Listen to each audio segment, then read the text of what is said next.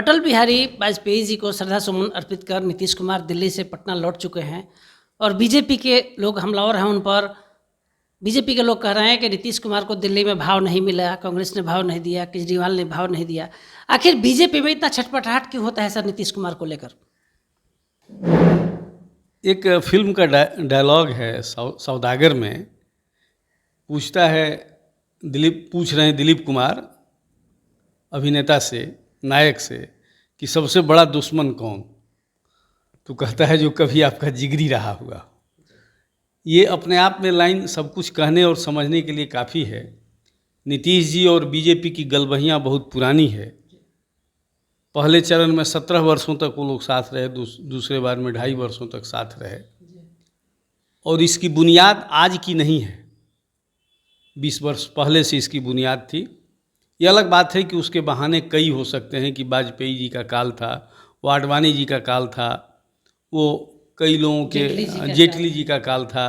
जेटली जी के अभिन्न थे नीतीश जी, जेटली जी की पसंद थे नीतीश जी। तो ये तमाम कारण थे और जब तक मन नहीं मिला तो फिर पार्टी कैसे मिलकर और सरकार कैसे मिलकर लोगों ने चलाया।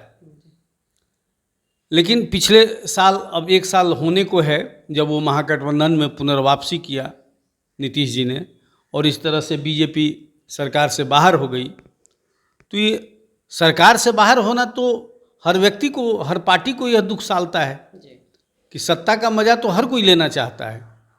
और बीजेपी तो खासकर ये मान कर चलती है कि मेरे द्वारा, मेरे नेतृत्व में, बीजेपी के नेतृत्व में नीतीश जी को सीएम की कुर्सी नसीब हुई थी। और यह बात बहुत हद तक सही भी है। तीसरे नंबर की पार्टी विधानसभा में हो और उसका नेता मुख्यमंत्री बनता हो।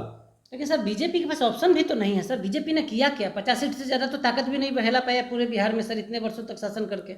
आपकी बात से मैं सहमत हूँ, लेकिन नीतीश जी से तो बड़ी पार्टी थी अभी। पिछले विधानसभा चुनाव की आप बात करें, नीतीश जी तो सर बोलते हैं ना कि मैं मुख्यमंत्री तो बनना नहीं चाहता। बिल्कुल सही बात है, इसमें दो राय नहीं है। इसी का तो है कि बीजेपी के पास इसका जवाब नहीं है। आप दूसरे पे उंगली उठा रहे हो, लेकिन आप खुद में तो देखो, बड़ी पार्टी हो, राष्ट्रीय पार्टी हो, और फिर भी आप मुख्यमंत्री बनाने के लिए आपके पास उस कद और उस व्यक्तित्व का व्यक्ति नहीं है। तो इसमें दोषी नीतीश जी कहाँ से हैं? तो ये तमाम चीज़ें ये पीड़ा व्यक्त कर रही है बीजेपी को कि नीतीश जी आज भी अपनी वैल्यू बनाए हुए हैं। वो इंडिया गठबंधन हो या एनडीए गठबंधन लालायित हो अपने पास लाने के लिए, तो जाहिर है कि वो विरोधी हैं। तो विरोध करने के कई कारण हो सकते हैं, उसमें से एक बड़ा कारण तो ये है ही। लेकिन सर क्या लगता है कि बीजेपी के लोग आज भी चाहते हैं, आपके पास तो सूत्र, अनेक सूत्र होंगे सर, वर्षों तक आपने पत्रकारिता की है सर, कि पुनः नीतीश जी बीजेपी के पाले में आ जाएं सर? ये मेरी किसी से निजी बात नहीं हुई है, लेकिन कोई साफ सुथरा व्यक्ति बीजेपी में आना चाहता हो या जिसके मिलाने से एक बड़ा चंक उनके वोट बैंक में वृद्धि करता हो, तो हर कोई चाहेगा। अब रहा नीतीश जी को बुलाने की बात और नीतीश जी के साथ अब साझा करने की बात, तो शर्तें अब लागू होंगी। ये मेरा मानना है। जो बातें होती हैं कि अब उन पुराने शर्तों पर नीतीश जी की वापसी हो एनडीए में, ऐसा मैं नहीं मानता हूँ।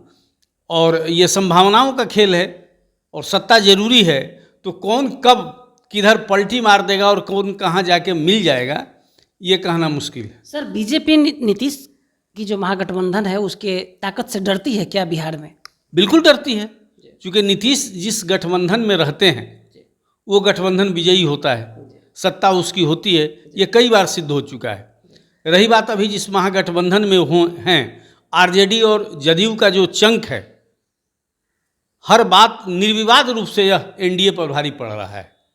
जब तक कि कई बदलाव भाजपा या एनडीए अपने में नहीं लाता है, कई छोटी बड़ी पार्टियां जो जिसके लिए वह पार्टी सक्रिय भी है, अपने में जब तक नहीं मिलाती है, तब तक इन लोगों के लिए बिहार की राजनीति में अपनी पैठ बताना और विजयी होना थोड़ा सा मुश्किल तो जरूर है।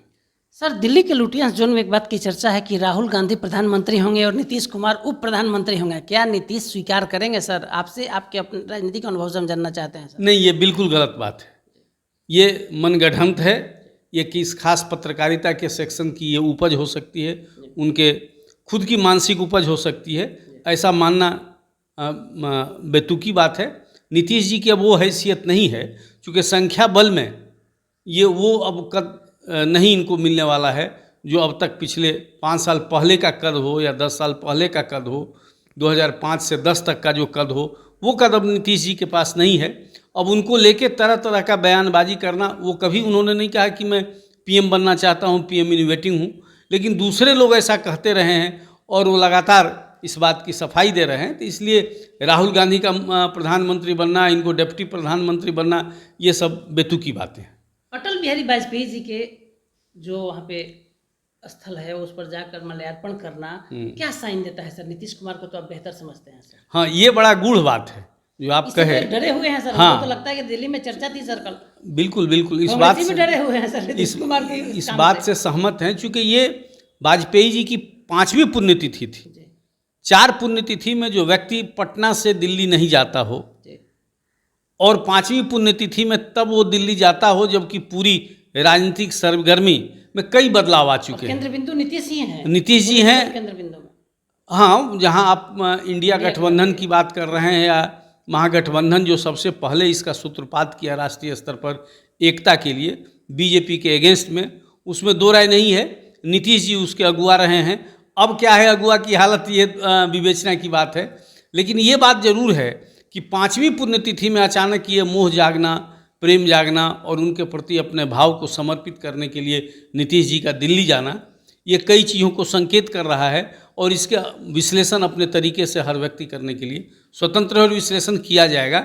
ये अचानक हो रहा हो ऐसा मैं भी नहीं मानता हूँ। तो आप सुन रहे थे राजनीतिक विश्लेषक सुनील पांडे सर को। सर ने सीआईएन के दर्शकों को साफ साफ बता दिया कि नीतीश कुमार में क्या दम है, किस लिए बीजेपी उनको पाले में लेने के लिए ललायित रहती है। और सर ने साफ कर दिया सीआईएन के दर्शकों के लिए खासकर कि नीतीश कुमार से बीजेपी डरती है, इसीलिए बीजेपी वाले नीतीश कुमार पर ज़्यादा से ज़्यादा हमला करते हैं। हमारे सहयोगी सन्नी मिश्रा के साथ कौशलेंद्र पटना से।